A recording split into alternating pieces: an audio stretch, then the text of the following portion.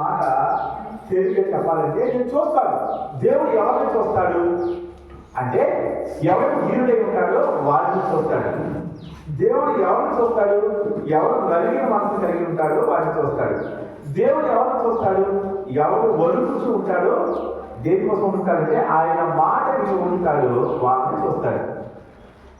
ఈ మూడు విషయాల నుంచి వినేటప్పుడు దేవుడు చూస్తే ఏమవుతుందో చెప్పాలనుకుంటా ఉన్నాను. దేవుడు చూసినప్పుడు ఏమవుతుంది, లేదా దేవుడు చూడటం అని ఇక్కడ మాట్లాడిన మాట యొక్క నిజమైన అర్థాన్ని చూస్తే నిర్గమకాండము 3వ అధ్యాయము 3వ అధ్యాయము 7వ వచనాన్ని మనం చూసినట్లయితే అక్కడ దేవుడు మాట్లాడుతున్నాడు.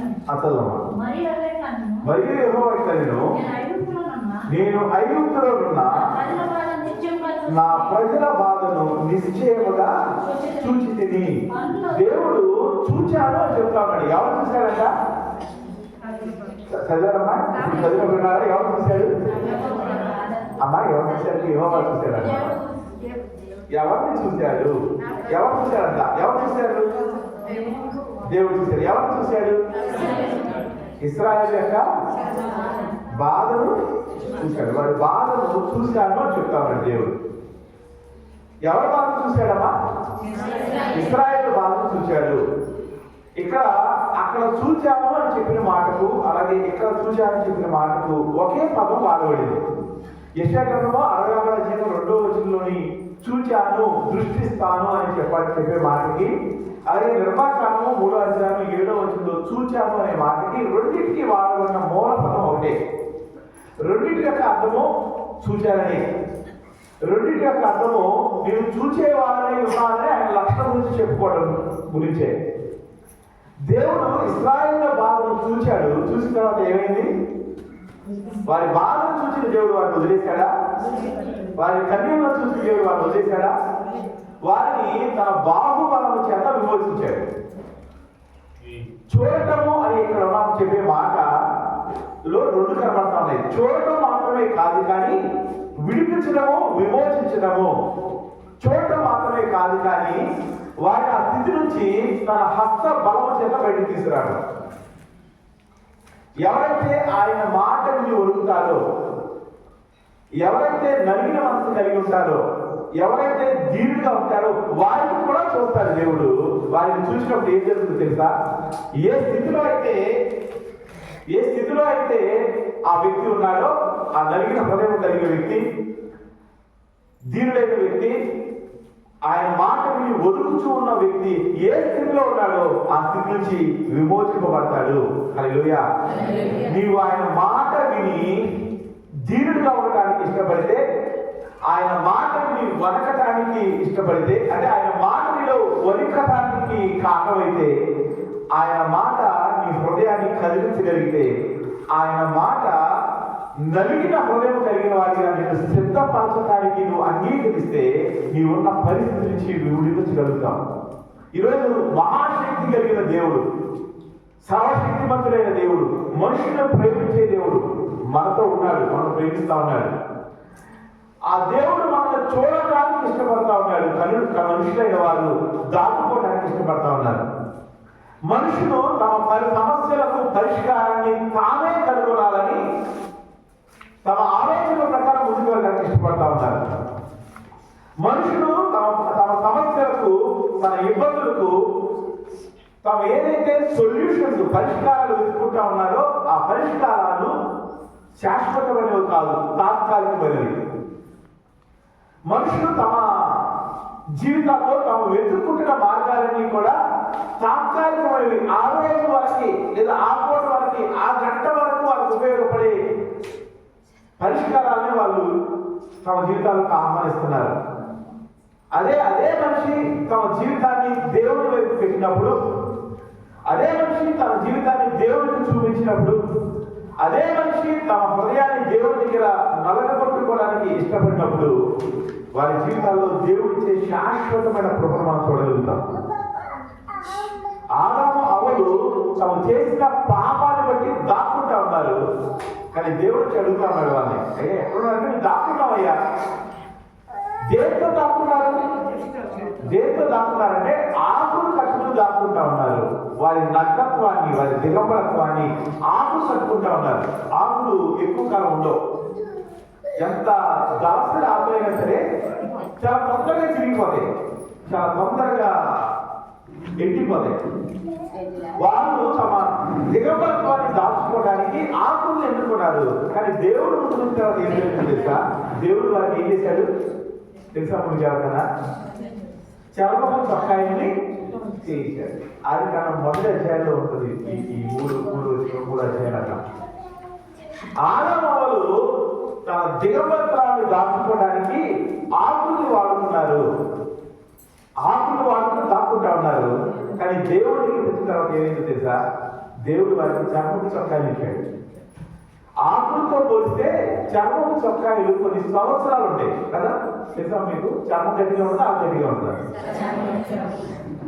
అంటే నేను ఈ ఉదాహరణ ఎందుకు తీసుకొస్తా ఉన్నానంటే, ఒక మనిషి తన సొంత నిర్ణయం చేత, సొంత ఆలోచన చేత తనకు వచ్చిన కష్టం నుంచి బయటికి రావడం ప్రయత్నం చేస్తే అది చాలా తాత్కాలికమైన పరిష్కారం వెతుక్కోగలుగుతాడు.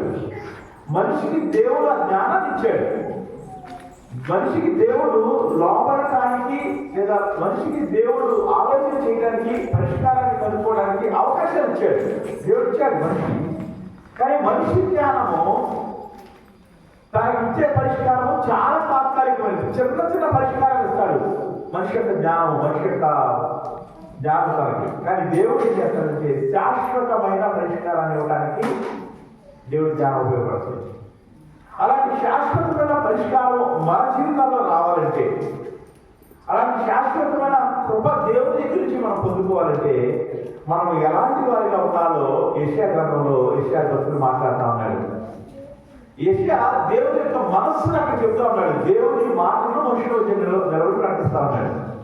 ఏమంటారంటే నువ్వు దీనుడై ఉండాలి. దీనత్వము అంటే మనలను ఖాళీ చేసుకోవటం. దీనుడు అనే మాట లేకపోవటాన్ని చూపిస్తా ఉంది. లేదు, ఏమి లేదంటే అక్కడికి తన హృదయంలో తన ఆలోచన లేదు, తన సొంత ఆలోచన కాదు, ఖాళీ అయిన హృదయంతో ఉన్నాడు. దేవుడి దగ్గర ఒక వ్యక్తి వచ్చేటప్పుడు, దేవా ఇలా చేస్తే బాగుంది, నాకు సహాయం చేయి అని అడుగుతూ ఉంటాం. ఈ రోజుల్లో మన ప్రార్థనని ఎలా ఉంటాయంటే, దేవా నేను ఇది చేయబోతున్నాను, నాకు సహాయం చేయి. నేను ఈ మార్గంలో వెళ్ళాలనుకుంటున్నాను, నాకు సహాయం చేయి. నేను ఎలా చేయాలనుకుంటున్నాను, నాకు సహాయం చేసే వాళ్ళని పంపించు. ఎక్కువ మంది ప్రార్థన లాగా ఉంటాయి. కానీ దీనత్వంతో కూడిన ప్రార్థన ఏంటో తెలుసా? దేవా నేను ఇలా ఉన్నాను, నాకు ఏది శ్రేష్టమో, ఏది శ్రేయస్కరమో అది నీ ఆలోచన నాకు చెప్పాయా. నీ చిత్తము నా జీవితంలో నెరవేరినట్లుగా ఇదిగో నేను కార్యం చేసుకున్నానయ్యా. దీనత్వము అంటే మనం ఖాళీ చేసుకోవడం. దీనత్వం అంటే తగ్గించుకోవడము. దేవా నీవు మాత్రమే నాకు సహాయం చేయగలిగిన వాడు, నా ఆలోచన వద్దు. ఇక్కడ కూర్చున్న వారిలో ఎప్పుడైనా చెప్పారో లేదో నాకు తెలియదు, కానీ దేవుడితో అయ్యా నా ఆలోచన నాకు నష్టాన్ని తీసుకొచ్చింది, నా ఆలోచన నాకు కష్టాన్ని తీసుకొచ్చింది.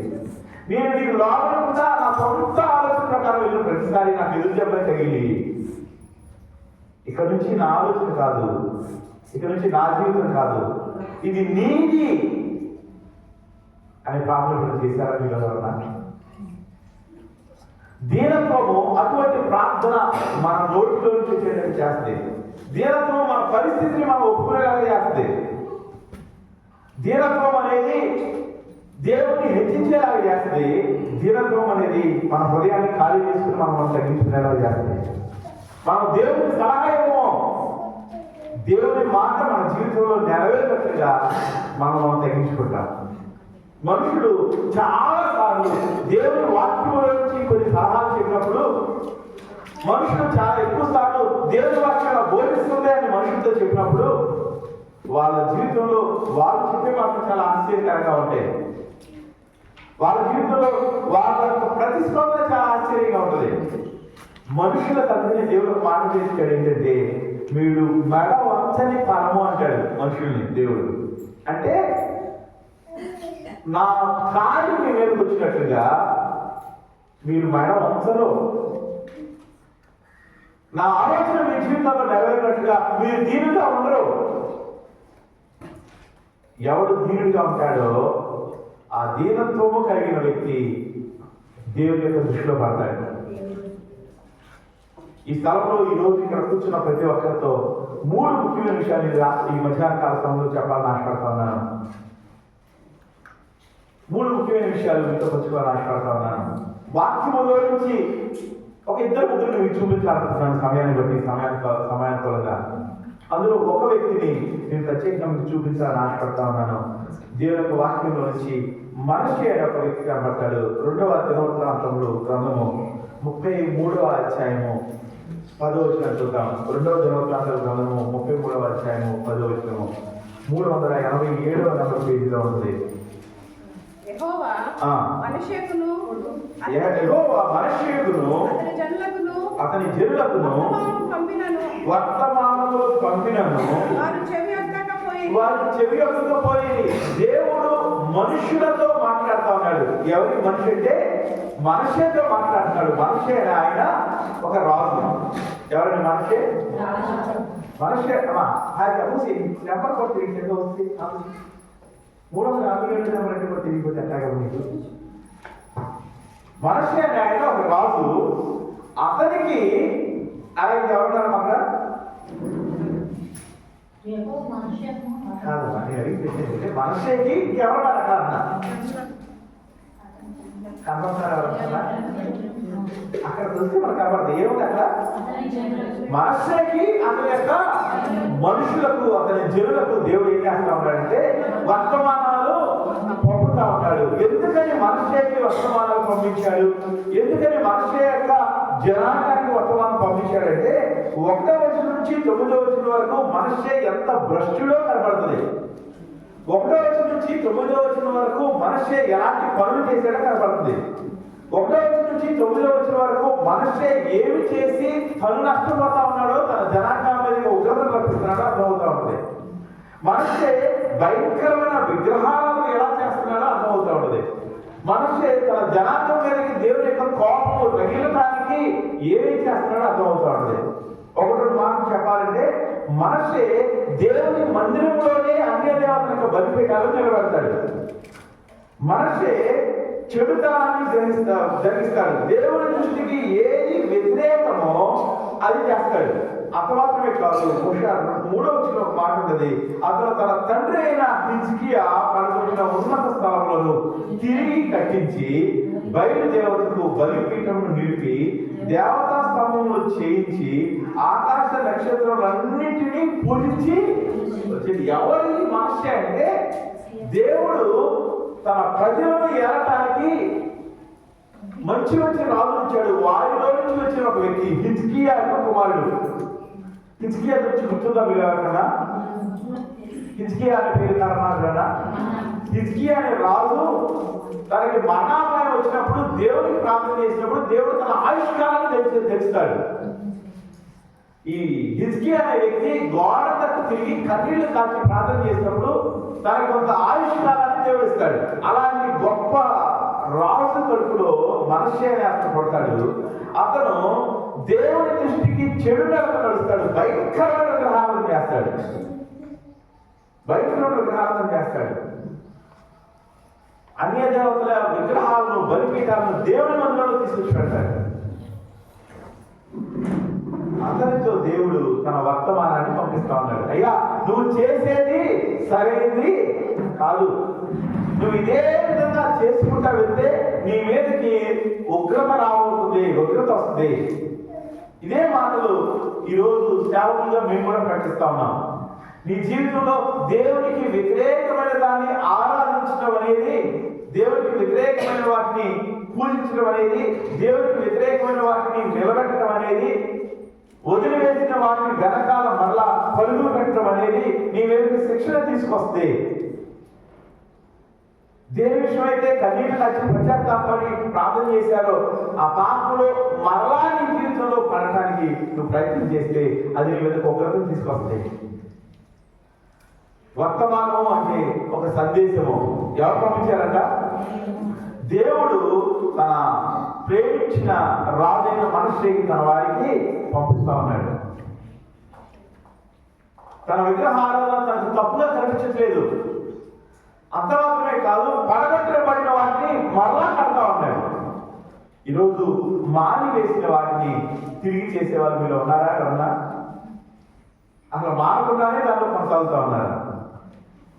చాలా మంది మనుషులు మానివేసిన దాన్ని మరలా చేయడానికి అపవాది చేత ప్రేరేపించబడతా ఉంటారు. అపవాది వారి హృదయాలలో వారికి ఇష్టమైన మాటలు వినిపించడానికి మనుషులు వారి ముందుకు తీసుకొస్తారు చాలా ఎక్కువ సార్లు. నువ్వు దేవుడి మాట వింటున్నావా, అపవాది మాట వింటా ఉన్నావా? మనుషులకి దేవుడే ఒక మాట పంపించాడు, ఇదిగో నువ్వు చేసే విగ్రహారాధన సరైనది కాదు, నిన్ను బట్టి నీ జనాంగం కూడా అదే పని చేస్తా ఉన్నాడు, కాబట్టి నువ్వు చేసేది సరైనది అదేనా? రాయబడిన మాట ఏంటంటే వారు చెవి యొక్క పోయింది, వాళ్ళు వెళ్ళలేదు. ఈరోజు నువ్వు విన్నావా? ఈరోజు నువ్వు వినేదానిగా ఉన్నావా? దేవుడు ఏ మాటలు చెప్తున్నాడో ఆ మాటలు వినేదానిగా ఉన్నావా? దేవుడు ఏ మాటలు నీకు ప్రకటిస్తున్నాడో ఆ మాటలు వినేవాడిగా ఉన్నావా? దేవుడు చెప్పే మాట నీ చెవిలో నుంచి హృదయంలో వెళ్తా ఉందా? దేవుడు చెప్పే మాట నీ మనసులో నిలిచి ఉండటానికి నువ్వు అంగీకరిస్తా ఉన్నావా? దేవుడి మాట నీ హృదయంలోకి ప్రవేశించడానికి నీ హృదయాన్ని తెలుస్తా ఉన్నావా? పౌరులు ఒక రోజున సముద్రం ఒడ్డున బోధిస్తా ఉన్నప్పుడు అక్కడ ఓదారణ పొడి అమ్మే ఒక స్త్రీ ఉంది. ఓదారణ పొడి అమ్మడం అంటే మనకి ఈ సంక్రాంతికో హోలీకో రోడ్డు పక్కన లేకపోతే షాపులో పొడి పెట్టి అమ్ముతారు కదా, చూసారా మీరు ఎప్పుడన్నా? అది కాదు. ఆ కాలంలో ఓదారంగు అనేది అంటే వస్త్రాలను ఈ మధ్య కాలం వారు కూడా అద్దకంలాగా చేస్తూ ఉంటారు. కొన్ని రంగులను బట్టలకు అంటించేవారు. ఆ పొడి చాలా విలువైంది, దాన్ని సప్లై చేసే వ్యాపారం ఉన్న స్త్రీ. అక్కడ రాయబడిన మాట ఏంటి తెలుసా? దేవుడు తన హృదయాన్ని తెరిచాడు. తన హృదయాన్ని తెరిచినప్పుడు పౌలు మాటలకు తను చోటిస్తా ఉంది. వాక్యం ఉంచిన వారా, దేవుని సన్నిధికి వచ్చేటప్పుడు దేవా నా హృదయాన్ని తెరువు, నీ మాటలు నా హృదయంలో నిలిచి ఉండడానికి సహాయం చేయి. దేవా నా హృదయం తెరువు, నువ్వు మాట్లాడుతుండగా గ్రహించగలిగే జ్ఞానం నాకు ఇవ్వు అని ప్రార్థన చేసుకుని రావడం అనేది చాలా ప్రాముఖ్యమైనది. అలా రాకపోతే ఏమవుతుంది తెలుసా? ఎవరితో మాట్లాడారో మనకు అర్థం కాదు, ఎవరెవరితో మాట్లాడారో మనకు అర్థం కాదు. అక్కడ స్పష్టంగా కనబడినా, స్పష్టంగా చదివినా, స్పష్టంగా వినబడినా మనకు అర్థం కాదు. ఎందుకంటే మన చెవులు తెరవబడిన చెవులుగా ఉండవు. ఒక మనిషి, ఒక దేవుడు ఇదిగో మనుషులతోనూ తన జనాంగంతోనూ మాట్లాడాడు అని చదివినప్పుడు ఎవరెవరితో మాట్లాడారంటే మనకు అర్థం కావడానికి ఒక కారణం ఏంటంటే, ఒక కారణం, చాలా కారణం ఉండొచ్చు. ఒక కారణం ఏంటంటే మనము దేవుని మాటలకు చోటు ఇవ్వటానికి హృదయానికి తెరవకపోవడం. వాక్యం ఇచ్చిన వాళ్ళ నీ హృదయాన్ని తెరవడానికి ఇష్టంగా ఉన్నావా? నీ హృదయము ఎలా తెరవాలంటే ఖాళీ అయిపోయి కొత్త వాటిని నింపుకోవడానికి అనుకూలంగా తెరవబడాలి. నీ హృదయం తెరవబడినప్పుడు లోపల ఏమేమైతే ఉపయోగకరమో కానీ ఉన్నావో వాటిని ఖాళీ చేసుకున్నప్పుడు దేవుని వాక్యం చేత నింపబడతా ఉంటుంది. చాలా మంది నోరు కానీ హృదయం కానీ ఎందుకు తెరవో తెలుసా? నోరు తెరవరు, హృదయం తెరవరు. కారణం ఏంటి తెలుసా? వారి హృదయం తెలిస్తే వారి లోపల ఉన్నవి దేవుడికి కనబడితే భయం. వారి హృదయం తెలిస్తే వారు దాచుకున్నవి బయటకు వచ్చేస్తాయని భయము. మన హృదయంలో దాచుకుని దేవుని దగ్గరికి రావడం వల్ల ఏదైనా ఉపయోగం ఉందా? మన హృదయం తెలిసి రావాలా, మూసుకుని రావాలా? మన హృదయం మూసివేయడం వల్ల దేవుని దగ్గర నుంచి మనం ఏమి పొందుకొని ఇక్కడ మూసివేసుకున్నాడు. అతను వినలేదంటే అర్థం ఏంటంటే వారు మాట్లాడారు, అతని చెవులు దాకా వచ్చింది, కానీ తన హృదయంలోకి వెళ్ళడానికి, తన చేతుల్లోకి రావడానికి, వాటి ప్రకారం నడుచుకోవడానికి తను ఇష్టపడలేదు. అక్కడ విననల్లకపోయింది అనే మాట యొక్క అర్థం ఏంటంటే వాళ్ళు చెవులోకి విన్నారు కానీ హృదయంలోకి వెళ్ళలేదు, చేతులతో ఆ పని చేయలేదు. ఏదైతే ప్రకటించబడిందో వాటి ప్రకారం నడవడానికి, ప్రవర్తించడానికి వాళ్ళు ఇష్టపడలేదు. ఏ దేవుని వాక్యం అయితే వారి మధ్యకు వారి ముందుకు తీసుకురాబడిందో దానికి కొంచెం కూడా దాన్ని అనుసరించి వాళ్ళు ప్రవర్తించలేకపోయారు. ఈరోజు ఇక్కడ కూర్చున్న మీలో ఎంతమంది ఇలాంటి పరిస్థితిలో ఉన్నారో ఒకసారి పరిశీలన చేసుకోండి. వాక్యం ప్రకటించట్లేదా? ప్రకటించబడతా ఉంది. వాక్యము నీకు అవసరమైన వాటిని నీ ముందుకు తీసుకురావట్లేదా? తీసుకురాబడతా ఉంది. దేవుడు మనుషులను వాడుకుని సేవకులను వాడుకుని నీకు ఏ వాటిలో అవి ప్రకటిస్తా ఉన్నప్పుడు, ఏ మాటలైతే చెప్పారో ఆ మాటల ప్రకారం నువ్వు చేయకపోవడానికి కారణం ఏంటంటే, ఇక్కడ మనుష్య మీద, తన జనాంగం మీద, తన ప్రజల మీద ఏ ఆత్మ ఎలుబడి చేస్తుందో అదే ఆత్మ మనుషుల మీద, మన మీద ఎలుబడి చేస్తుంది అన్నమాట. అయ్యో నువ్వు అబద్ధం ఆడకూడదు, మోసం చేయకూడదు, దొంగతనం చేయకూడదు, విగ్రహారాధన చేయకూడదు, ఇవన్నీ ప్రకటించబడతా ఉన్నాయి. అయినా సరే వాటిని అనుసరించి నువ్వు నడుచుకుంటున్నావంటే ఏం చేస్తున్నావు తెలుసా? దేవుడి మాట విననల్లగా పోయిన వారిలో నువ్వు కూడా ఒకదానిగా ఉన్నావు. మంచిదే చెడ్డదా? చదివి చెబుదామా? దేవుడు వర్తమానాన్ని నీ దగ్గరికి తీసుకొచ్చినప్పుడు దాని ప్రకారం నువ్వు చేయట్లేదంటే అర్థం ఏంటంటే, ఆ తర్వాత నేను చదివితే అర్థమవుతుంది. చదువుతారమ్మా? అష్షూరు రాజు యొక్క సైన్యాధిపతులను దేవుడు వారి మీదకి ఒక ఉగ్రతను తీసుకొస్తా ఉన్నాడు. ఎవరు ఈ ఉగ్రతను తీసుకొచ్చే వ్యక్తులు అంటే అష్షూరు రాజు యొక్క సైన్యాధిపతులు. వాళ్ళు ఏం చేశారమ్మా? మనిషే తప్పించుకొని పోకుండా వారిని పట్టుకొని గొలుసులతో బంధించి అతన్ని బబులోనుకు వాళ్ళు బంధించి తీసుకెళ్లిపోయారంటే అర్థం ఏంటంటే బానిసగా పట్టుకెళ్ళిపోతా ఉన్నారు. ఎవరిని? మనిషి అనే రాజుని. ఆయన రాజే, కానీ ఆయన ఉండాల్సింది యెరూషలేములో. మనిషి అనే ఆయన రాజు ఉండాల్సింది యెరూషలేములో. కానీ కొన్ని రోజుల తర్వాత ఎక్కడ కనబడుతున్నాడంటే బబులోనులో కనబడుతున్నాడు. ఎలా కనబడుతున్నాడంటే బానిసగా కనబడుతున్నాడు, ఖైదు చేయబడిన వాడిగా కనబడుతున్నాడు. మీరు ఉండాలనుకుంటున్నాను ఈ మాటలో. మనిషి అనే ఆయన తన ఇష్టం వచ్చినట్టు ప్రవర్తిస్తా ఉన్నాడు. తన తండ్రి ఏది చేశాడో, తన తండ్రి ఏది పడగొట్టించాడో మరలా వాటిని కడతా ఉన్నాడు. తన తండ్రి కన్నా భయంకరమైన పాపం చేస్తా ఉన్నాడు, విగ్రహారాధన చేస్తా ఉన్నాడు, అన్ని చేస్తా ఉన్నాడు. అయినా సరే రాజుగా ఉన్నాడు కొన్ని రోజులు, కొంతకాలం. ఆ సమయంలో దేవుడి యొక్క మాట, దేవుడు అనేక మంది చేత ఆయనకి వర్తమానం పంపిస్తా ఉండేవాడు. ఒక మాటలో చెప్పాలంటే ప్రవక్తలు ఆయన దగ్గరకు వచ్చి బోధిస్తూ ఉండేవాళ్ళు. మనిషి నువ్వు చేసే విగ్రహారాధన మంచిది కాదు, నువ్వు చేసే విగ్రహారాధన నీ మీదకు, నీ ప్రజల మీదకు ఉగ్రతను తీసుకొస్తుంది. ఒక ప్రవక్త వచ్చాడు, చెప్పాడు, వెళ్ళిపోయాడు. సాయంత్రం అయింది, తర్వాత రోజు అయింది, 3వ రోజు అయింది, 4వ రోజు అయింది, 6వ రోజు అయింది, ఏమీ జరగలా. మనిషి అనుకుంటున్నాడు. మనిషి ఏమనుకుంటాడు తెలుసా? వీళ్ళు ఇలాగే చెప్తారు, నాకు ఏమీ అవ్వదు అనుకుంటా ఉన్నారు. ఈ రోజుల్లో కూడా అమ్మా నువ్వు ఇలా చేయకూడదు, ఇలా చేస్తే నువ్వు నష్టపోతావు, ఇదిగో నీ భర్త కాని వాడితో నువ్వు సాంగత్యం చేస్తే, మాట్లాడితే, నీ భార్య గారితో నువ్వు మాట్లాడితే, ఇదిగో నువ్వు విగ్రహారాధన చేస్తే, లేకపోతే నువ్వు అన్యాచారాల ప్రకారం నడుచుకుంటే, లేకపోతే వడ్డీకి డబ్బులు ఇస్తే, ఇలా చేయకూడదు, ఇలా చేయకూడదు అని ప్రకటిస్తున్నప్పుడు, అమ్మ నువ్వు అబద్ధం చెప్తే, లేదా దేవుడి సేవకులైన వారిని మోసం చేయాలని ప్రయత్నించేస్తే, ఇవన్నీ చేస్తే నీకు నష్టం వస్తుంది, నువ్వు చేయకూడదని చెప్పినప్పుడు 1 రోజు, 2 రోజులు, 3 రోజులు భయం వస్తాయి. 4వ రోజు ఏమనిపిస్తుంది? 5వ రోజు ఏమనిపిస్తుంది? 6వ రోజు ఏమనిపిస్తుంది? మీకు ఎప్పుడు అనిపిస్తుంది ఏమో కదా? ఏమనిపిస్తుంది అంటే 2 అనిపిస్తాయి. ఒకటి, వీళ్ళు ఎలాగే చెప్తారు, నేను ముసుగు వేసుకుని వేషధారణ ఉంటే నాకు ఏమీ కావాలి, చూసావా? ఇంకోటి ఏమనిపిస్తుంది తెలుసా?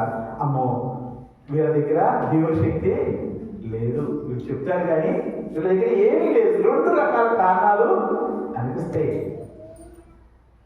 ఒక తప్పు చేయడానికి 2 స్త్రీలు కారణమైతే, అందులో ఒక స్త్రీ దేవుడి సేవకుల దగ్గరికి వచ్చి అయ్యో నేను తప్పు చేశాను అని ఒప్పుకుంటా ఉంది. అవునమ్మా ఎవరో ఉన్నారు నీతో పాటు, ఇది నేనున్నాను, ఫలానా వాళ్ళు ఉన్నారు అని ఒప్పుకుంటా ఉంది. దేవుడి సన్నిధిలోకి వచ్చి ఒక స్త్రీ సరి చేసుకుంటుంది, ఇంకో స్త్రీ ఏం చేస్తుందంటే సరి చేసుకోవడానికి ఇష్టపడలా. ఎవరైతే మనతో పాటు పాపంలో కలుపుతుందో వారి మాటలు బయటకు రావడానికి ఇష్టపడలా. తనకు ముసుగు వేసుకుని దేవుడి సన్నిధికి వచ్చి నేను తప్ప ఈ లోకంలో ఎవ్వరు మంచివారు కాదన్నట్టుగా మాట్లాడుతూ ఉంది. ఇద్దరిని చూస్తా ఉన్నాడు దేవుడు. పశ్చాత్తాపడి గుడిలో వాళ్ళని ఏడిచి సరి చేసుకున్న వారిని చూస్తా ఉన్నాడు. ముసుగు వేసుకుని నేనేమీ చేయలేదని దేవుడి సేవలతో మనుషులతో దేవుడితో కూడా అబద్ధమాడుతున్న వాళ్ళు కూడా చూస్తా ఉన్నాడు.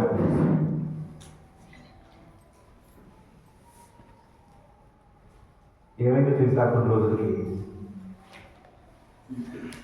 ఈ మనషే జీవితంలో ఏం జరిగిందో తెలుసా? మనషే తనకేమీ కావట్లేదు అనుకుంటా ఉన్నాడు.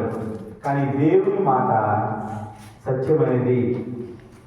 దేవుని మాట కాదమ్మా, అది ఖచ్చితంగా నెరవేరుతుంది. దేవుడు నిజం చెప్తాడు, మంచి జరిగేలాగా చెప్తాడు, మేలు జరగాలని కోరుకుంటాడు. రాజుగా ఉండాల్సిన వ్యక్తి బందీగా మారాడు. రాజులో ఉన్న వ్యక్తి బానిసగా మారాడు. యెరూషలేములో ఉండాల్సిన వ్యక్తి బబులోనులో ఉన్నాడు. సింహాసనం మీద ఉండాల్సిన వ్యక్తి చెరసాలలో ఉన్నాడు. మంచి ఆహారం భుజించేవాడు సత్తు ప్లేట్లో భోజనం చేస్తా ఉన్నాడు. కారణం ఏంటి? కారణం ఏంటో తెలుసా? కారణం ఏంటో అర్థమైందమ్మా? ఎందుకంటే తను దేవుని మాట ప్రకారం తను సరి చేసుకోవడానికి ఇష్టపడలేదు. తన జీవితంలో తన చేతులతో తను చేసిన దాన్ని ఒప్పుకోవడానికి విడిచిపెట్టడానికి ఇష్టపడలేదు.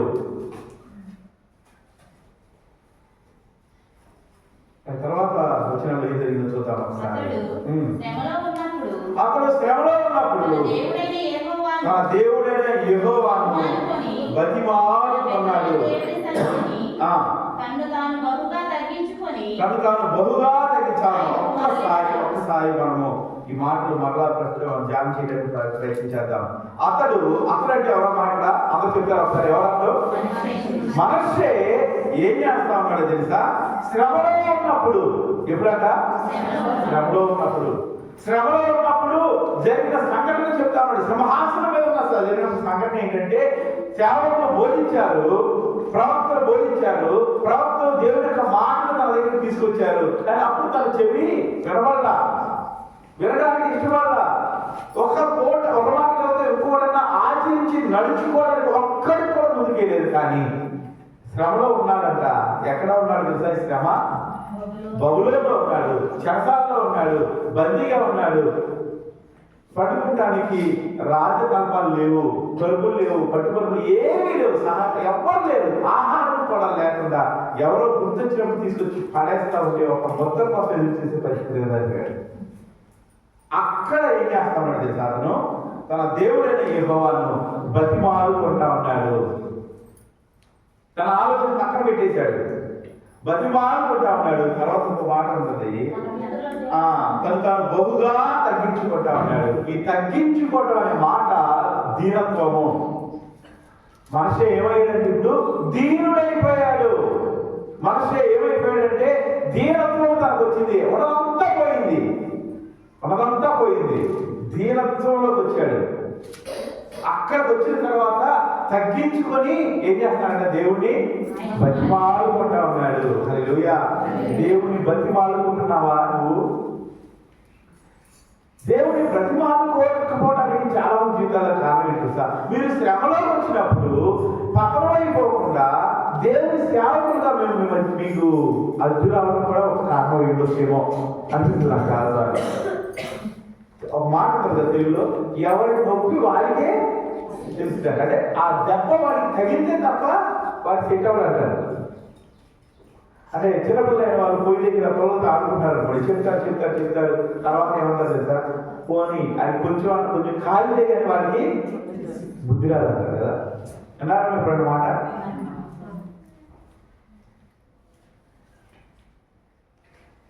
శ్రమ వచ్చింది ఆయనకి.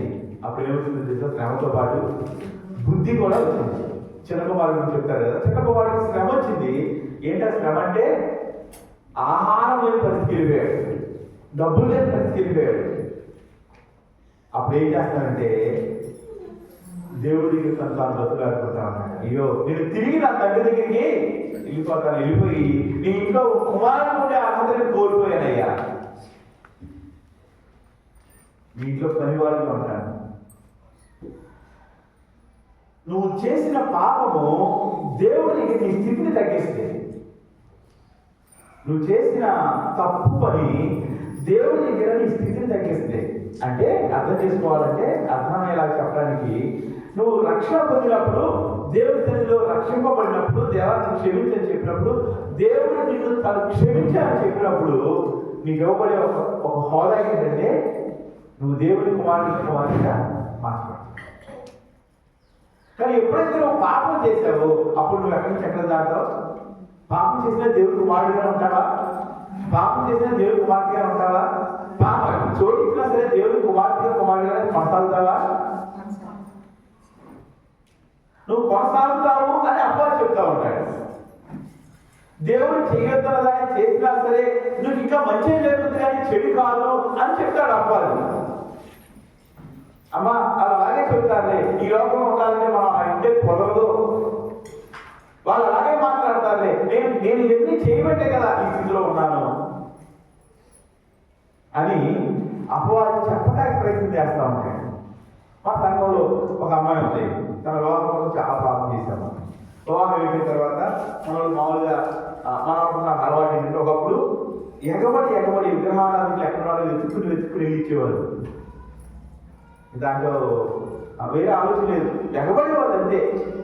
దేవుడి సన్నిధిలో ఎగబడి మొరపెట్టి, దేవా నాకు నేను వదిలివచ్చిన విగ్రహారాధనలు కాదయ్యా, నేను నమ్ముకున్న వారు కావాలని ప్రార్థన చేసుకోవాల్సిన పోయి, మొరపెట్టాల్సిన పోయి, దొరికిన ప్రతి అవకాశాన్ని వాడుకుని ఏదో ఒక విధంగా రక్షణ పొందిన మంచి విశ్వాసాన్ని వెతికి పట్టుకోవాల్సిన పోయి ఒకప్పుడు ఎగబడి విగ్రహారాధన వరకు వెళ్తూ ఉండేవారు.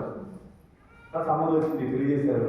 కొన్ని రోజుల తర్వాత ఆయన మెడలో కొన్ని నగలేసుకుని వచ్చి మన సంఘంలో కొంతమంది విశ్వాసం దగ్గరికి వెళ్ళి, మీరు యేసుప్రభు అంటారు, మీ మీ మెడలో ఒక నగ లేదు, నా మెడలో చూడండి ఇన్ని నగలు ఉన్నాయో అన్నమాట. నిజంగా జరిగింది.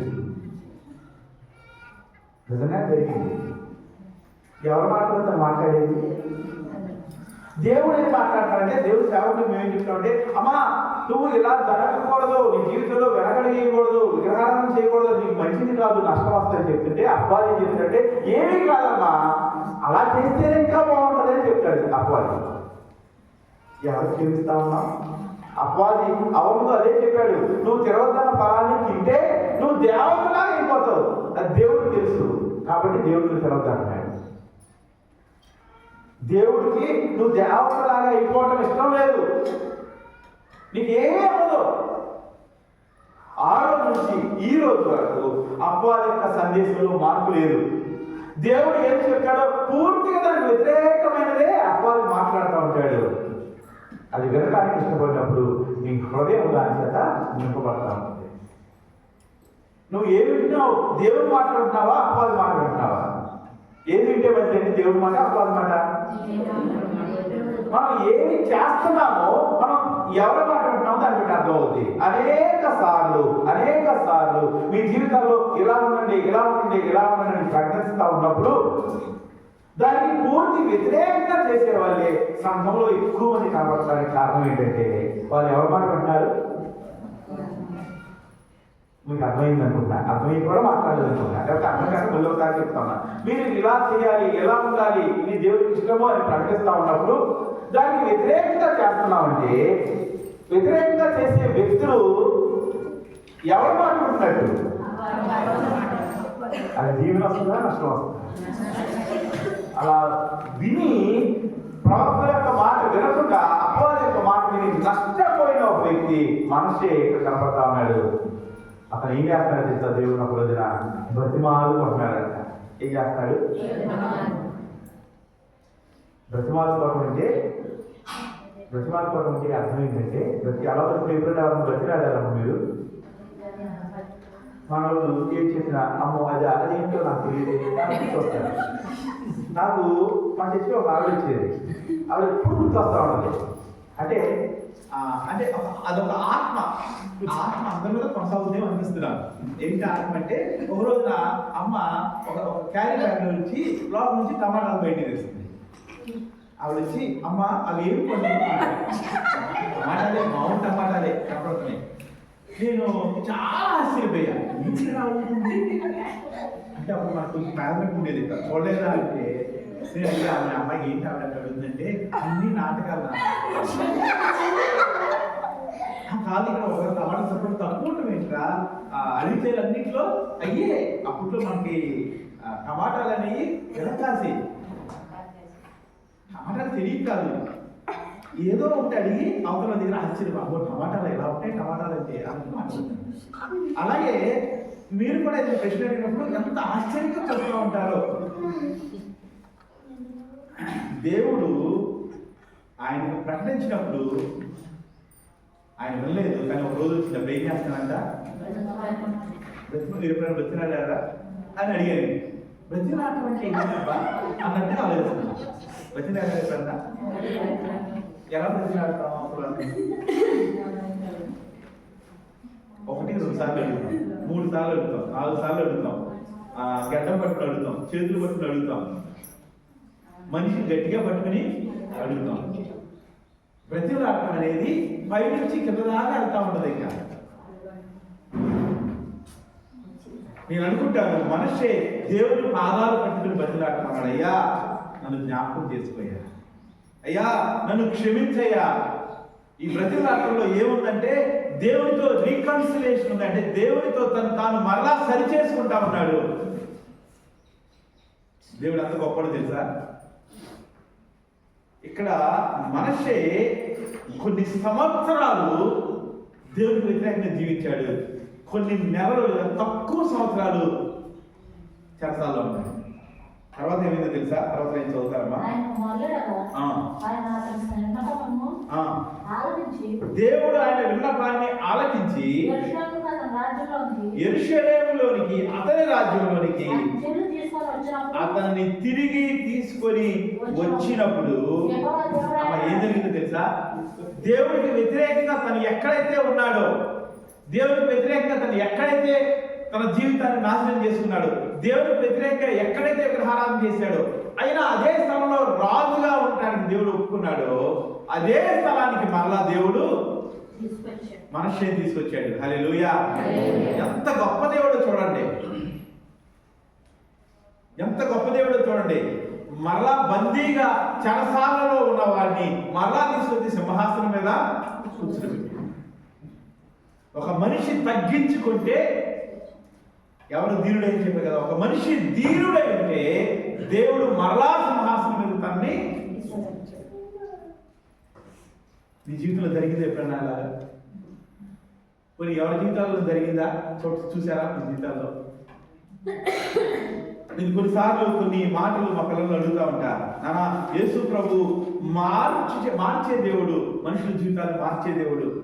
యేసు ప్రభు బోధ మనుషుల జీవితాన్ని మార్పు చెందిస్తుంది అని మీకు నమ్మకం ఉందా అని అడిగాను ఈ మధ్య కాలంలో. వాళ్ళు ఉంది అన్నారు. ఆ నమ్మకం మీకు రావడానికి ఆధారాలు ఏంటి? మారిన వాళ్ళని ఎవరైనా చూసారా అని అడిగాను. మారిన వాళ్ళు లేకపోతే మారిన వాళ్ళ జీవితాల్లో ఏ అంశాలు మీరు చూశారు? ఏ అంశము వాళ్ళు మారారనడానికి మీకు నమ్మకం కలిగింది అన్నప్పుడు వాళ్ళు కొంతమంది కొన్ని విషయాలు చెప్పారు. ఇదిగో పలానా పరిస్థితి మారింది, పలానా మాటలు మారింది, పలానా చూపు మారింది అని కొన్ని విషయాలు వాళ్ళు చెప్పారు. దేవుని మాట దేవుని సన్నిధిలో సరి చేసుకున్న వారి యొక్క జీవితము అతని యొక్క స్థితిగతుల్ని మార్చింది. ఇక్కడ ఏ స్థితిని మార్చిందో తెలుసా?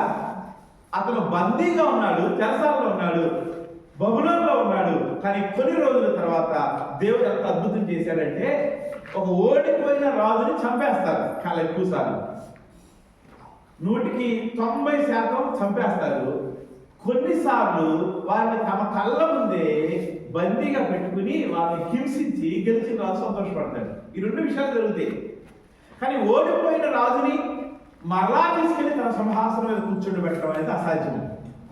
ఇక్కడ ఇతని జీవితంలో జరిగింది. కారణం ఏంటి తెలుసా?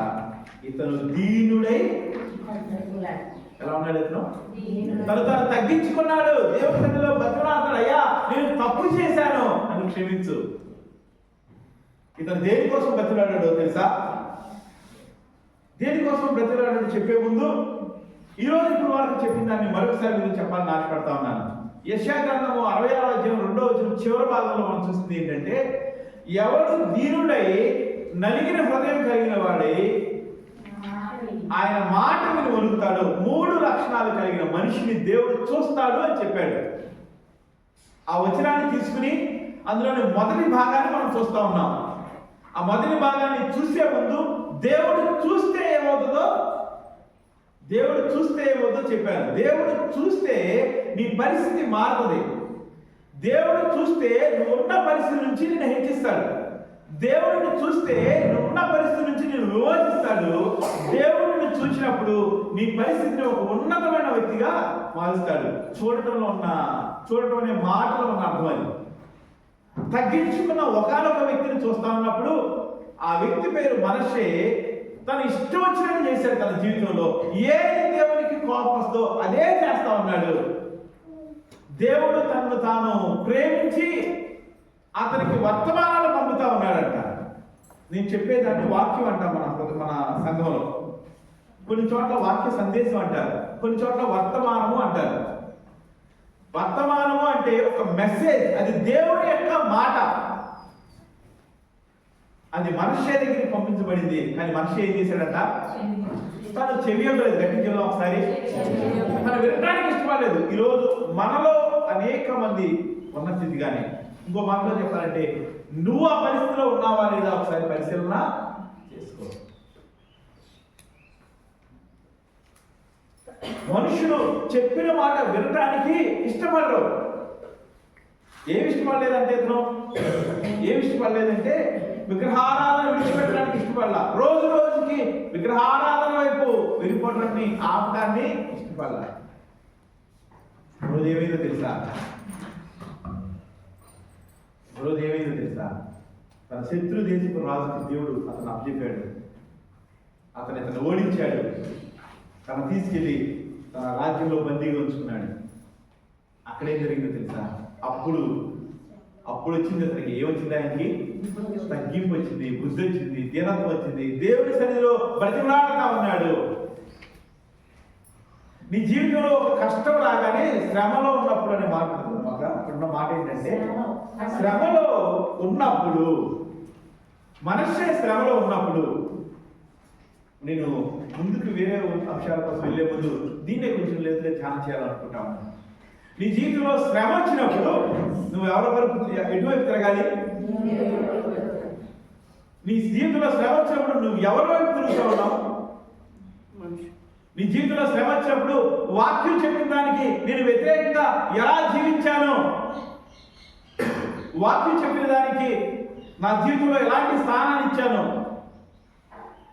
నీ జీవితంలో శ్రమ వచ్చినప్పుడు చాలా మంది మాట్లాడే మాట ఏంటంటే, ఎందుకో నాకు ఇలా జరిగింది తెలియట్లా.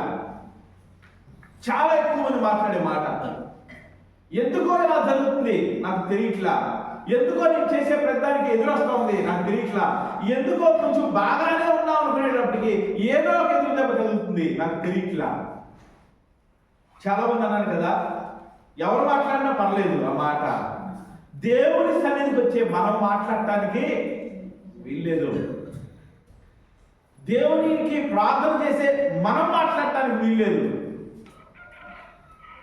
తీసుకెళ్లి బందీ గృహంలో పడవేయగానే అక్కడ తన కళ్ళు తెరవబట్టి ఈ బందీ గృహంలో ఉండటానికి దావీదుకు వాగ్దానం చేసిన దేవుడు ఎవరో సింహాసనం మీద వాగ్దానం చేశాడే, నేను దావీదు యొక్క లీనేజ్ లో వంశాలలో ఉన్న వ్యక్తినే కదా, ఎందుకు ఇక్కడ బందీ గృహంలో ఉన్నాను అనుకోవట్లే ఆయన. మనమైతే అంటాం, ఏమోనమ్మా ప్రార్థన చేసుకుంటున్నాము, ఏమో మీ చేత కూడా ప్రార్థన చేయించాము, ఏమో మీకు ఫోన్ చేసి ప్రార్థన చేయించుకున్నాము, జరిగిన విషయాలన్నీ మీకు చెప్తున్నాము అని ఏదో చెప్తా ఉంటాము. అని అతను ఏం చేస్తున్నాడు తెలుసా? ఈ బందీ గృహంలో ఉండడానికి కారణము నేను చేసిన దేవునికి వ్యతిరేకమైన క్రియలే. ఇక్కడ అట్టడుగు స్థాయిలో ఒకటి పెట్టే దానిలో నుంచి ఒకటి దగ్గర అడిగే స్థితిలోకి వెళ్ళిపోవటానికి కారణము నేను చేసిన దుర్మార్గపు క్రియలే. తను ఖాళీ చేసుకుంటా ఉన్నాడు. ఏం చేశాడో ఒప్పుకుంటా ఉన్నాడు. ఏం చేశాడో నోరు తెరిచి చెప్తా ఉన్నాడు. తను తగ్గించుకుంటున్నాడంటే తగ్గించుకోవడానికి తగిన పరిస్థితిలోకి వెళ్ళిపోయాడు ఆయన. తగ్గించుకోవడం అంటే అర్థం ఏంటంటే, మనం ఏమనుకుంటాం తగ్గించుకోవడం అంటే, ఎవరైనా వచ్చారనుకోండి, పెద్దవాళ్ళు అయితే వాళ్ళ ఎదురు నిలబడటం తగ్గించుకోవడం అనుకుంటాం. వాళ్ళ ఎదురు చేతులు పెట్టి నిలబడటం తగ్గించుకోవడం అనుకుంటాం. వాళ్ళకి లోపల ఉండడం తగ్గించుకోవడం అనుకుంటాం. కానీ తగ్గించుకోవడం అంటే ఉన్నదంతా ఖాళీ చేసుకోవడం.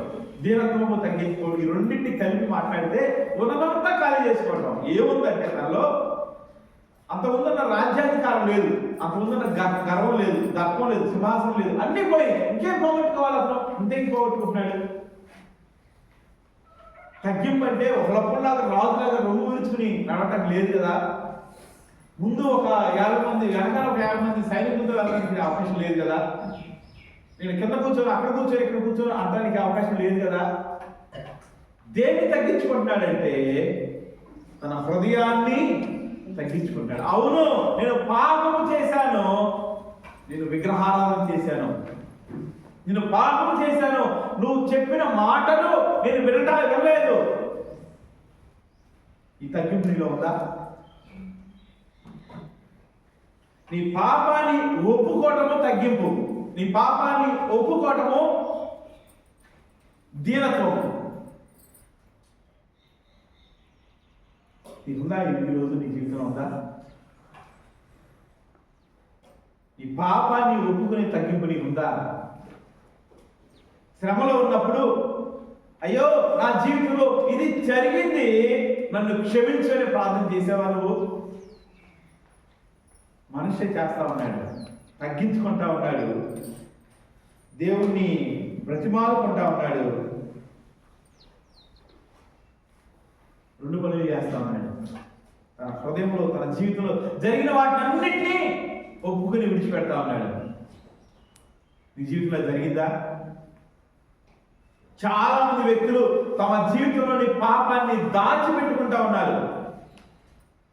అవును, నా జీవితంలో ఈ తప్పని చేశాను, నా జీవితంలో ఈ తప్పు పని నేను చేశాను, నేను చేసిన పనిని బట్టి దేవుని నామానికి అవమానం వచ్చింది, నేను చేసిన పని బట్టి నేను వెళ్ళే సంఘానికి అవమానం వచ్చింది, నేను చేసిన పని బట్టి సంఘము తలదించుకోవాల్సిన పరిస్థితి వచ్చింది, నేను చేసిన పనులు బట్టి నా కుటుంబం అవమానపడుతుంది, నా కుటుంబం శ్రమలోకి వచ్చింది. ఒప్పుకున్నావు కన్నా? బతిమాలుకోవడం అంటే అది, తగ్గించుకోవడం అంటే అది.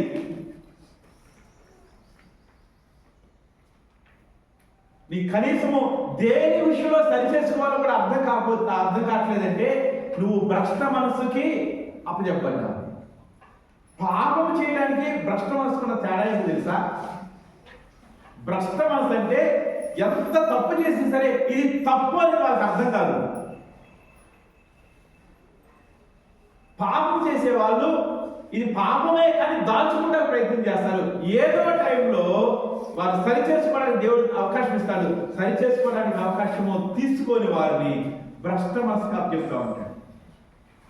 చాలా మంది వచ్చి కొన్ని సమస్యలు చెప్తూ ఉంటారు, కొన్ని ఇబ్బందులు చెప్తూ ఉంటారు. కానీ వారు చాలా మంది నా జీవితంలో ఇది తప్పు జరిగిందయ్యా, దీన్ని బట్టే నేను ఈ శ్రమ పడుతున్నాను, నేను ఒప్పుకుంటున్నాను, విడుదల పొందడానికి నా కోసం సహాయం చేయవా, ప్రార్థన చేయవా అని అడిగేవారు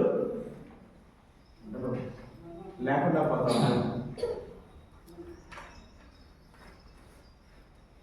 నా జీవితంలో జరిగిందయ్యా,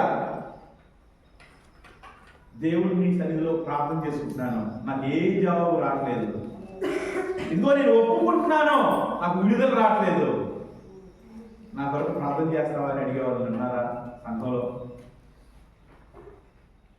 దేవుడు నన్ను అడుగుతున్నావా? అయ్యా ఈ పాపం నుంచి నాకు విడుదల రావాలని దేవుడిని అడుగుతున్నావా? ఏమడుగుతున్నావు దేవుణ్ణి?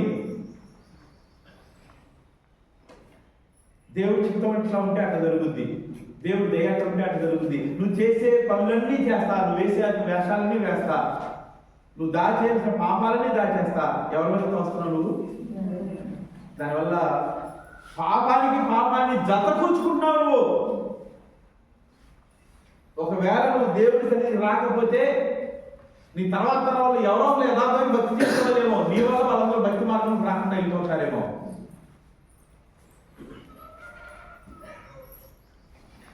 మనషే ఒప్పుకుంటా ఉన్నాడు, ఖాళీ చేసుకుంటా ఉన్నాడు, దేవుడు బతికాడుకుంటా ఉన్నాడు.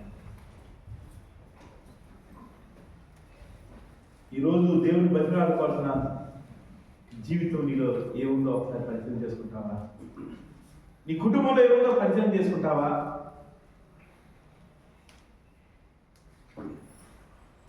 చాలా మంది తెలుసున్నారు, వారు చేయాల్సిన చేసేసిన తర్వాత దేవుని దగ్గరికి వచ్చి పశ్చాత్తాపడకుండా,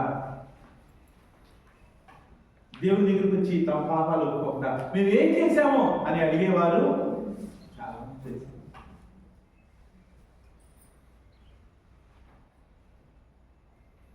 మనుష్య స్థితిలో మనం ఉంటే ఏం చేస్తాం తెలుసా? అయ్యా, నా పితరుడైన దావీదుతో నువ్వు వాగ్దానం చేసావు కదా, సింహాసనం మీద ఎవరో వండిస్తానని. ఆ లైన్లో నేనే కదా ఉండాల్సింది, జైల్లో ఉంచావేంటి అని ప్రార్థన చేసేవాడు. అది మన అతి తెలివితేట. ఏంటి ఏమంటారని? అతి తెలివితేట అని తెలుసా మీకు? ఏం తెలియదు కదా. తెలివితేట అంటే తెలుసా? అతి తెలివితేట అంటే ఉన్న ఆటకన్నా ఎక్కువ.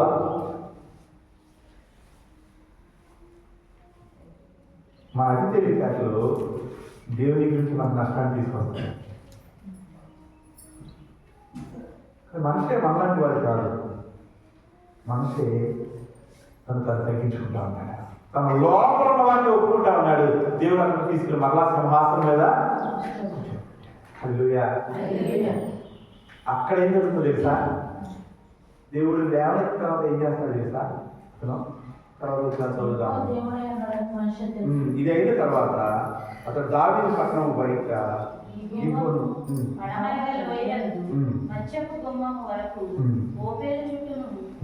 ఎత్తుగల గోడను కట్టించను మరియు యోధా దేశంలో బలమైన పట్టణాలు మరియు యెహోవా మందిరం నుండి అన్యుల దేవతలను విగ్రహాలను తీసివేసి తాను ఎక్కడైతే తప్పు చేశాడో, ఎక్కడైతే విగ్రహాలను చేశాడో, ఏ తప్పైతే తన చేతులారా చేశాడో దాన్ని తొలగించి వేయడానికి సిద్ధపడతాడు. తర్వాత ఒక 3 వచనాలు చేస్తే అతను ఏ విషయాల్లో తను సరి చేసుకున్నాడో ఒప్పుకోవడం మాత్రమే కాదు, దాన్ని సరి చేసుకుంటా ఉన్నాడు. ఏం చేస్తాడమ్మా? సరి చేసుకుంటా ఉన్నాడు. మన జీవితాలు ఏమవుతుందో తెలుసా? దేవుడు మొరపెట్టిన తర్వాత మన స్థానాన్ని, మన పరిస్థితిని మార్చినప్పుడు, మన పరిస్థితులు మార్చబడినప్పుడు ఏం చేస్తాం తెలుసా? మనిషే ఇదిగో నా నామం వల్ల సింహాసనం మీద ఉండాల్సిన నేను చెరసాల్లోకి వెళ్ళిపోయాను, కానీ దేవుడిని బతిలాడుకున్నాను. దేవుడు నన్ను కరుణించాడు, దేవుడు నన్ను క్షమించాడు, దేవుడు మరలా సింహాసనాన్ని ఇచ్చాడు. ఇది మంచి సాక్ష్యం, నిజమైన సాక్ష్యం. మనం ఏం చెప్తాం తెలుసా? మా జీవితాల్లో భయంకరమైన కష్టాలు అనుభవించాము, అప్పుడు మాత్రం ఎవరు లేరు, ఎవరు మమ్మల్ని పట్టించుకోలేదు, అయినా దేవుడు నమ్మలేనివాడు మరలా మమ్మల్ని మంచి స్థితిలోకి తీసుకొచ్చాడు. ఈ పశ్చాత్తాపడిన సంగతి మనుషులకు చెప్పరు చాలా మంది. ఎందుకో తెలుసా? పశ్చాత్తాపడాలని ఒప్పుకుంటే నా పాపాలని ఒప్పుకోవాలని చెప్పాలి. అంటే నువ్వు పాపం చేసావా అని మనుషులు అనుకుంటారేమో. వాళ్ళ జీవితంలో వాళ్ళు ఏమి సరి చేసుకోవడానికి ఇష్టపడాలి మనుషులు చెప్పలేని మనుషులే చాలా మంది చూస్తా ఉన్నారు. వాక్యం చూసిన వారా, ఈ మధ్యాహ్నకాల సమయంలో నీ జీవితంలో శ్రమ వచ్చినప్పుడైనా సరే దేవుడు వైపు తిరుగుతావా? శ్రమ వచ్చినప్పుడైనా సరే నువ్వు చేసే పాపమును క్షమించమని దేవుడు అడుగుతావా? శ్రమ వచ్చినప్పుడైనా సరే దేవా నువ్వు క్షమించమని అడుగుతావా? శ్రమ వచ్చినప్పుడైనా సరే నీ పాపం విషయమై దేవుడి సన్నిధిలో పశ్చాత్తాపడతావా? నువ్వు తగ్గించుకున్నప్పుడు, నిన్ను ఖాళీ చేసుకున్నప్పుడు దేవుడు నిన్ను చూస్తాడు కదా. మనిషిని చూసిన దేవుడు, ఇశ్రాయేలును చూసిన దేవుడు, వారిని విమోచించి వర్ణ స్థితిలో నుంచి ఉన్నత స్థితికి లేవనెత్తిన దేవుడు నిన్ను కూడా చూస్తాడు కదా. మనిషి ఒక మంచి మాదిరికరమైన వ్యక్తిగా కనబడతా ఉన్నాడు. తన పరిస్థితి సరైన తర్వాత మరలా పాత జీవితానికి వెళ్ళట్లా. తన పరిస్థితి సరైన తర్వాత పాత జీవితానికి వెళ్ళట్లా. ఇక్కడ వాళ్ళు ఎంతమంది దేవుడి జీవితంలో మేలు చేసిన తర్వాత ఆయన నుంచి యథార్థంగా దేవుడి కొరకు నిలబడటం మొదలుపెట్టారు.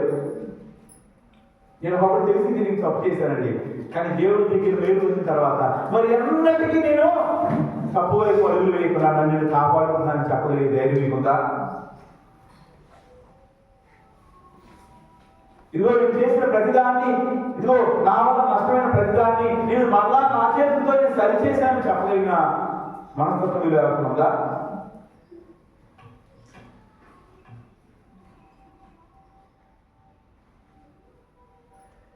మన చర్చిలో అక్కడ కుర్చీలు ఆడలు కూర్చున్న కుర్చీ దగ్గర ఒక ట్యూబ్లైట్ పెట్టాం. మన చర్చిలో ఉన్న ఇద్దరు కుర్రలు మాట్లాడేదాన్ని పడతా ఉండేవారు. కొట్టి కొట్టి కొట్టి కొట్టదంటే పక్కన చెప్పినా పడతా ఉండేవారు. పాడేదా కొట్టేవారు. అరే ఏమైందిరా అంటే ఏమంటే మాకు ఇప్పుడు దాన్ని అంటుకోలేదా మా జీవితంలో ఎప్పుడు ఒకసారి కూడా దాన్ని అంటుకోలేదని చెప్పారు. ఎన్నిసార్లు కొట్టారు దాన్ని, ఎన్నిసార్లు దాన్ని పాటు చేయడానికి ప్రయత్నం చేశారు. ఆ లైట్కి కొంచెం బాగా ఎక్కువ ఉంటుంది. మామూలు లైట్ ట్యూబ్లైట్ అనుకోండి, ఒకసారి పక్కన వెళ్ళిపోతుంది. ఈ ఎల్ఈడి లైట్లు చాలా కొడితే తప్ప పాడవుతాయి. అందరూ అడిగారా ఎందుకు ఇలా అయిందండి? మాకు ఏం తెలియదు అన్నారు. వాళ్ళకి తెలుసా లేదా, వాళ్ళు చేశారు లేదా, వాళ్ళు రుజువు చేయడానికి కావాల్సిన పరిస్థితులన్నీ నా దగ్గర ఉన్నాయి. అయినా నేను వాటిని రుజువు చేయడానికి ఇష్టపడాలి. ఎందుకంటే రుజువు చేసేటప్పుడైనా సరే వాళ్ళకి సరి చేసుకునే మనసు లేనప్పుడు వాళ్ళు ఏమంటారంటే వాళ్ళు అబద్ధం చెప్తున్నారు అంటారు. మీరు మనుషులు మాట్లాడి మమ్మల్ని అనకూడదానయా అంటారు. అర్థమవుతుందా చెప్పేది? ఇదే పాత్ర, ఇదే పద్ధతి దేవుడి దగ్గర కూడా చేయడానికి ఇష్టపడతా ఉన్నారు మనుషులైన వాళ్ళు. నువ్వు ఈ శ్రమలో ఉండటానికి కారణం నువ్వే. యోహాను తీసుకెళ్ళి నదులో పడేసిన తర్వాత చేపలని మిగిలేసిన తర్వాత ఆ సమయంలో ఆయన అంటాడు, నన్ను నువ్వు అన్నానికి అప్పు చెప్పావే అంటాడు యోహాను. ఎవరు సముద్రంలో ఏమని ఎవరు చెప్పారు? యోహాను చెప్పాడు. కానీ సముద్రంలో పడేసిన తర్వాత నువ్వే నన్ను మరణానికి అప్పు చెప్పావు అంటాడు. వాక్యం ఇచ్చిన వాళ్ళ నీ చేతిలో పనుల ద్వారా నీ కుటుంబం ఎక్కడి దాకా వెళ్ళిపోతా ఉంది. నేను చెప్తా ఉంటాను, అమ్మ పిల్లలు కోడి పందాలకి విగ్రహాలకు ఊరికి తీసుకెళ్ళదంటే అక్కడ తీసుకెళ్తాను. అక్కడ తీసుకెళ్ళిన తర్వాత జలుబు చేసి దగ్గు వచ్చింది అనుకోండి, ఏం చేస్తారు? మరలా తీసుకొచ్చి దగ్గర ఫోన్ చేసి ఏమోనమ్మా ఎందుకు వచ్చిందో మాకు అసలు ఎంత యాక్టర్లు అందరూ మన చేతిలో ఉంటారేమో అట్లా అనుకుంటున్నాను. ఎందుకో మాకు తెలియదు. మనం చెప్పాల్సిన విషయం ఏంటి? ఏం చెప్పాలి అమ్మా? ఏం చెప్పాలి? ఏం చెప్పాలంటే ఇదిగో రాత్రి మన ఊరికి వెళ్ళారమ్మా, అప్పటి నుంచి జలుబు. ఇదిగో మేము పలానా పని చేసామమ్మా, అప్పటి నుంచి ఇబ్బంది వచ్చింది. అది చెప్పకుండా నువ్వు ఏది చేసినా సరే నువ్వు దేవుణ్ణి మోసం చేస్తున్నావు. నీకు తగ్గింపు లేదే అర్థం. ఇక్కడ మనసే నువ్వు దావీదు సింహాసనం మీద ఎవరో చూస్తా అన్నావు కదా, మరి నేను ఇక్కడ ఉన్నా అంటలా. ఆయన తను ఖాళీ చేసుకుంటున్నాడు, పశ్చాత్తాపడతా ఉన్నాడు. తను చేసిన దాన్ని సరి చేసుకుంటా ఉన్నాడు. ఆ విగ్రహాలన్నింటినీ తీసివేస్తా ఉన్నాడు. మనుషులు ఏం చేస్తారో తెలుసా? ఈ రోజుకి సరి చేసుకోవడానికి ఇష్టపట్ల, పశ్చాత్తాపానికి ఇష్టపట్ల, అయ్యో నేను తప్పు చేశాను దేవుని సన్నిధిలో ఒప్పుకోవడానికి ఇష్టపడలేదు. కాబట్టి మనశ్శేలాగా మరలా తిరిగి వాళ్ళ సింహాసనం మీదకి ఇంకా ఖచ్చితంగా చెప్పాలంటే దేవుడు నీ కొరకు ఏమి ఏర్పాటు చేశాడో అక్కడికి వెళ్ళడానికి సాధ్యం. వాక్యం ఇచ్చిన వాళ్ళారా, మీకు తగ్గింపు ఉందా? తగ్గింపు ఉందా? ఇంకొక మాట చెప్పి నేను ముగిస్తాను. ఒక మాట చెప్పి ముగిస్తాను, చాలా ప్రాముఖ్యమైన మాట. శ్రద్ధగా ఉందా ప్రయత్నం. ఆ మాటలోకి వెళ్ళినప్పుడు చిన్న ప్రశ్న అడుగుతాను. మనష్యేని సింహాసనం మీద మరలా కూర్చోబెట్టడానికి ఏది కారణమైంది? మళ్ళీ ఇంకోసారి అడుగుతానే అందరికి అర్థమయ్యేలాగా. మనష్యేని మరలా తిరిగి సింహాసనం మీద కూర్చోబెట్టడానికి ఏది కారణమైంది? అతను తగ్గింపు, అతను పశ్చాత్తాపము, తన పాపము ఒప్పుకోవడం. నేను చెప్పాను కదా, ఒక ఇద్దరు లైఫ్ కొట్టారని. వాళ్ళ కోసం నేను దీవుల కోసం ఎంత ప్రార్థన చేసినా సరే వాళ్ళ జీవితాలు సరి చేసుకోలేదు అనుకోండి. అంటే ఆ మనిషి అనే వ్యక్తి తన జీవితాన్ని సరి చేసుకోకుండా, తన పాపాన్ని ఒప్పుకోకుండా ఉండి ఉంటే ఈ మనిషే యూదా దేశపు రాజు, ఈ మనిషే యూదా దేశాన్ని రిప్రజెంట్ చేస్తా ఉన్నాడు, ప్రతినిధిగా ఉన్నాడు. దేవుని యొక్క రాజ్యము, దేవుని యొక్క సింహాసనము, దేవుని యొక్క మందిరమున యూదా దేశము బానిసత్వంలో పెట్టడానికి దేవుడు అనుమతించడానికి తెలిసిన వారు మనిషి కొరకు ప్రార్థన చేస్తానే ఉంటారు. ప్రవక్త అయిన వారు, ప్రవక్త ఉండే ఒక గొప్ప లక్షణం చెప్పనా?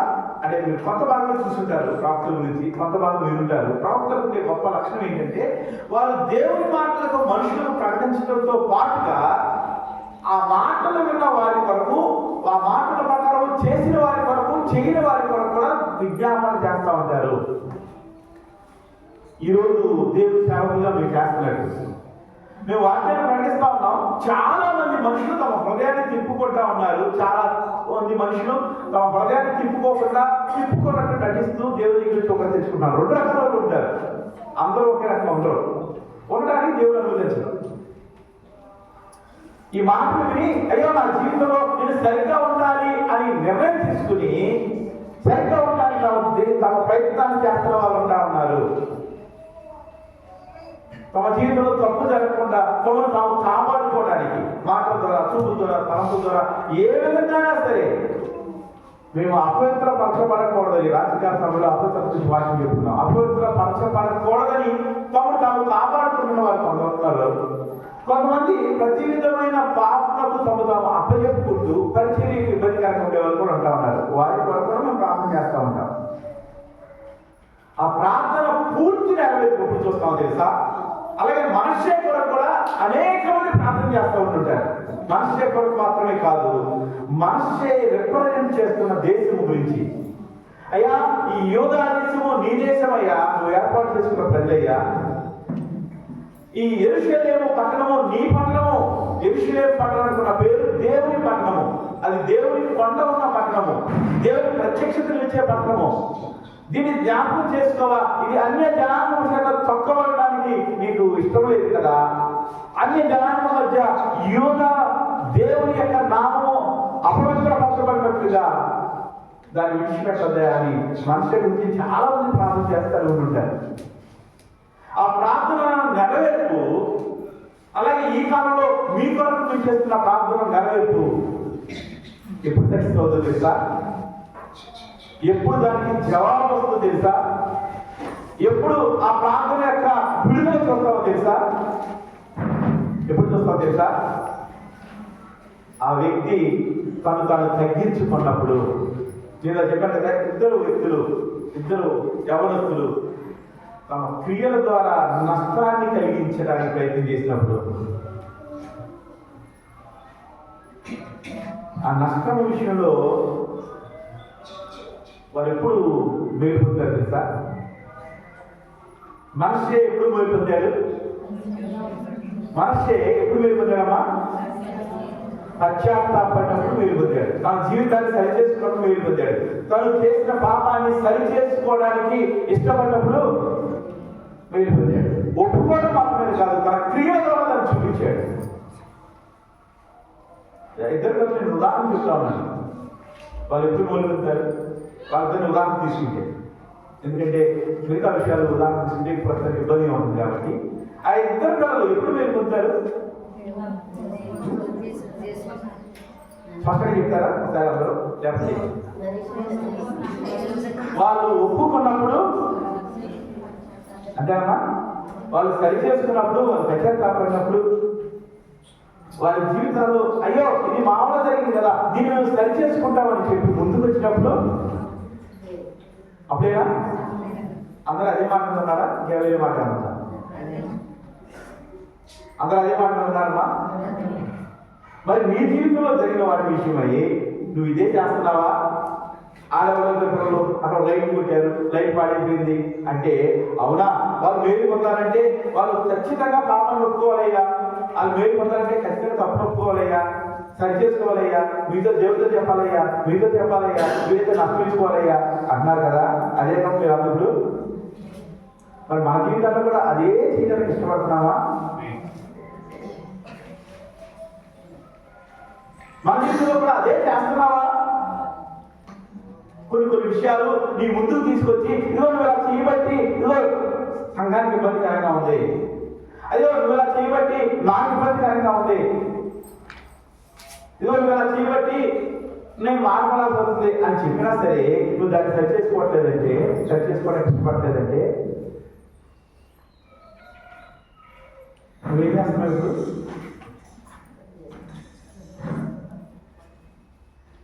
దానికి దీనికి తేడా ఉందా? ఒకటేనా? అంటే పక్కన విషయంలో ఏం తీర్పు చెప్పామో, పక్కన జీవించుకోవాలంటే ఏం చేయాలని చెప్పామో మనకు కూడా అది వర్తిస్తుందా, మనకు వేరే వస్తుందా? మరి దాన్ని చేసేవారికి ఉన్నామా?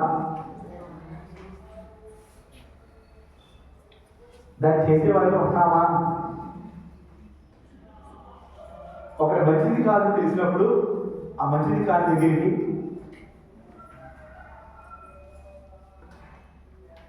ఒకరు చేసే పని సంఘానికి నష్టం వస్తుందని చేసినప్పుడు ఆ సంఘానికి ఆ వ్యక్తిని ఎంటర్టైన్ చేయడం అనేది ఎంతవరకు మంచిది?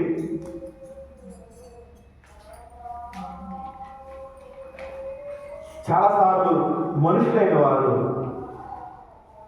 అపవాది చేత ప్రేరేపించబడి అపవాది ఇష్టపడినట్టుగా నడుస్తూ ఉన్నారు. నువ్వెక్కడ ఉన్నావు? నీ జీవితంలో నేను సరి చేసుకోవాల్సిన విషయాలు ఉన్నాయి అని వాక్యం నీ ముందు చెప్పినా సరే అది సరి చేసుకోకపోవడం వల్ల దీవులు వస్తా, నష్టం వస్తా? నష్టాన్ని సరి చేసుకోవడానికి దేవుడు ఈరోజు నీ ముందు తీసుకొస్తున్న ఒక అంశం ఏంటి తెలుసా? నువ్వు తగ్గించుకో. దేవుని ఎదుట ఖాళీ చేసుకో. తగ్గించుకోవడం గురించి చూసాము, మాట విని వనకడం గురించి చూసాము, దీనుడై ఉండడం గురించి చూసాము, మాట విని వనకడం గురించి చూసాము. ఇంకో మాట ఏం చూసాము? యెషయా గ్రంథంలో 3 మాటలు చూసాం కదా. ఇంకో మాట ఏం చూసాం? యెషయా గ్రంథంలో 62-66 ఏం చూసాం మనం?